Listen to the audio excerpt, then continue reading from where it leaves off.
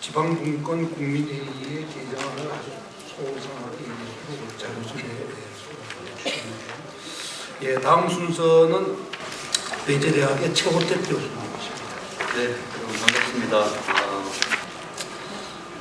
우리의 지방자치가 왜 지금 이렇게 어려울까 따져보면 제일 중요한 것은 첫 단추를 잘못 끼운 측면이 있는 거죠.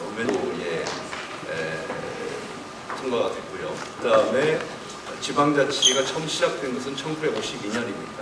이건 언제냐면은 전쟁이 한창일 때 우리는 다른 나라에서는 하던 분권도 다 집권으로 돌리고서 똘똘 뭉쳐서 전쟁을 치르는데 우리나라 같은 경우에는 집권을 하다가 분권을 하겠다고 사실 이제 지방자치를 선거를 치렀단 말이죠. 왜 그런가 하면은 이승만 대통령이 사실 이제 집권 연장을 위해서 지방의회를 이용한 측면이 있습니다. 그래서 그렇게 이제 처음에 잘못된 그런 시작이다 보니까 중앙 차원에서는 지방이라고 하는 것은 하나의 이제 이용거리, 꼭 필요할 때 동원되는 그냥 그 동원 부대 이 정도로 생각을 하지 하나의 객체로 인정하지 않는 그런 풍토가 지금 중앙에서는 자리 잡혀 있다. 그래서 아까 우리 국회의원들도 그래서 이제 그런 행태들이 좀 나타나는 것이 아닌가 하는 생각을 해봅니다. 그 다음에 이제 우리가 1991년 그 60민주항쟁에 의해서 6.25 선언 내용에 이제 지방자치 부활이 있었고 그렇게 해서 도입이 됐는데 사실 도입되는 과정 속에서 준비가 탄탄하지 못했습니다.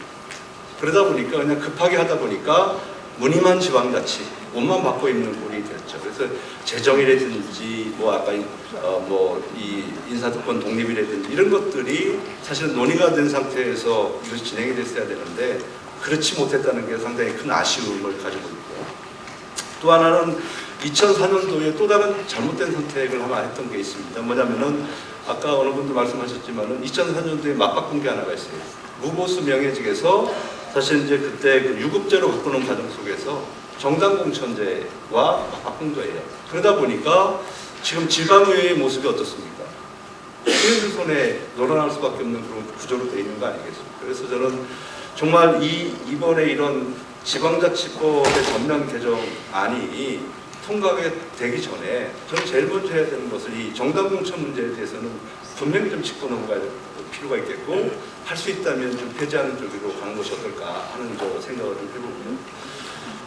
그 다음에 이제 또 하나 문제는 또 지금 이제 너무 우리가 이제 사실은 이 강시장 약의회 형태로 좀 되지 않습니까? 그러니까 이대로 지방자치법이 통과가 되면 어찌 보면은 더 자치단체장의 힘이 강해질 수밖에 없는 이제 그런 구조가 되어 있단 말이에요. 그래서 정말 지방의회가 활성화돼야 되고 그렇게 하기 위해서는 저는 그 정당공천제는 폐지되는 것이 맞지 않느냐 저는 그런 생각을 좀 가지고 있고요.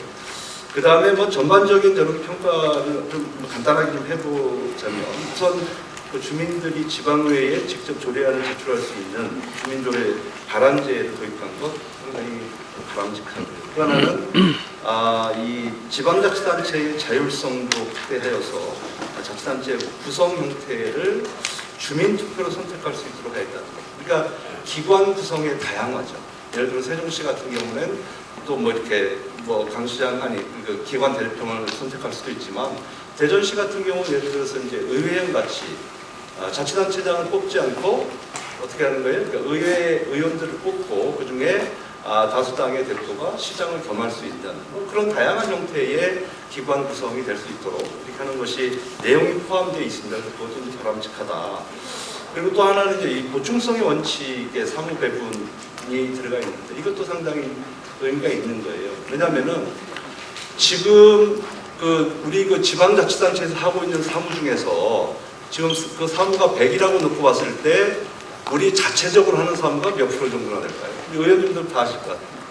우리 자체적으로 하는 거 20%밖에 되지 않습니다. 나머지 80%는 위임 사무입니다. 어차피 중앙에서 오든지 광역에서 오든지 사실은 위임 사무를 하는 건데 그 얘기는 무슨 얘기냐면 돈만 있으면 기초에서도 그걸 할 수 있다는 거예요. 하고 있으니까 지금. 그래서 지방에서 할 수 있는 것은 지방에서 하고 기초가 못하면 광역이 하고 광역이 못하면 국가가 하는 거죠.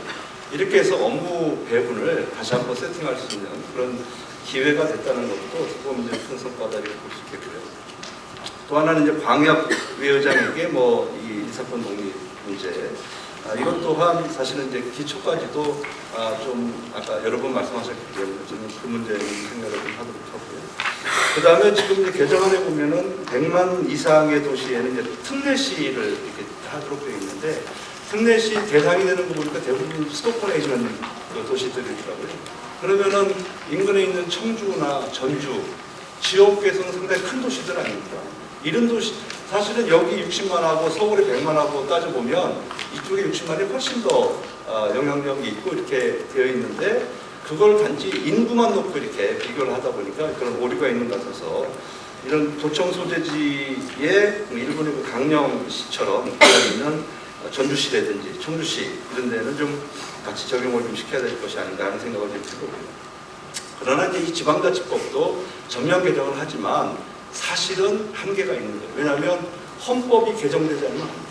우리나라 헌법에 지금 지방자치 관련 조례가 조항이 몇 개 있는지 아시죠, 여러분? 딱 2조항밖에 없습니다.